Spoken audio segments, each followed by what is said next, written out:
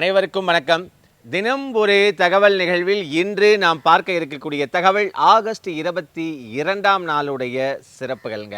இந்த ஆகஸ்ட் 22 என்று சொன்னவுடன் என்ன அப்படின்னா சென்னை தினமாக கொண்டாடப்படுகிறதுங்க.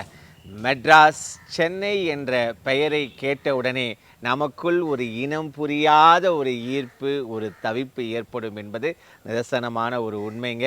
வழக்கமான அடையாளங்களை தாண்டி, அதாவது வாகன இரைச்சல், ஒரு பெருநகரத்துக்குரிய ஒரு பரபரப்பு, மக்கள் அடர்த்தி, பலதரப்பட்ட மக்கள் வாழக்கூடிய இடம், இப்படி வழக்கமான அடையாளங்களை தாண்டி சென்னை நம்மிடையே ஒரு பாதிப்பை ஏற்படுத்தாமல் இல்லை என்பதுதான் ஒரு நிதர்சனமான ஒரு உண்மைங்க. இந்த சென்னை அப்படிங்கிற பெயர் இந்த இடம் எப்போ உருவாக்கப்பட்டது அப்படின்னு பார்த்தீங்கன்னா 1639ஆம் ஆண்டு ஆகஸ்ட் 22ஆம் நாள் உருவாக்கப்பட்டதுங்க. அதாவது இதை தமால் வெங்கடப்பா நாயக்கர், கிழக்கிந்திய கம்பெனியுடைய தமால் வெங்கடப்பா நாயக்கர் அவரிடம் இருந்து ஒரு சிறு இடத்தை வாங்கி இந்த சென்னை என்ற பகுதி உருவாக்கப்பட்டது. அதாவது பூந்தமல்லியை ஆண்ட தமால் ஐயப்ப நாயக்கர் மற்றும் நம்முடைய வந்தவாசியை ஆண்ட தமால் வெங்கடப்ப நாயக்கர் அவர்களுடைய தந்தை சென்னப்ப நாயக்கர் அவருடைய பெயரால் தான் இது சென்னை என்று இந்த பகுதி அழைக்கப்படுகிறதுங்க. இது 2014ஆம் ஆண்டு 375வது பிறந்த நாளை நம் சென்னை கொண்டாடியது என்பதும் குறிப்பிடத்தக்கதுங்க.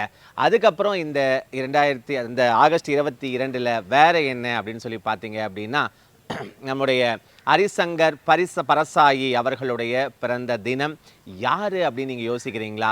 இவர் 1922ஆம் ஆண்டு ஆகஸ்ட் 22ஆம் நாள் பிறந்தார். ஹரிசங்கர் பரசாயி அப்படின்னு சொல்வது மிகச்சிறந்த இந்திய இலக்கிய உலகில், அதாவது இந்தி மொழியில் இலக்கியத்தில் மிகவும் வல்லவர்.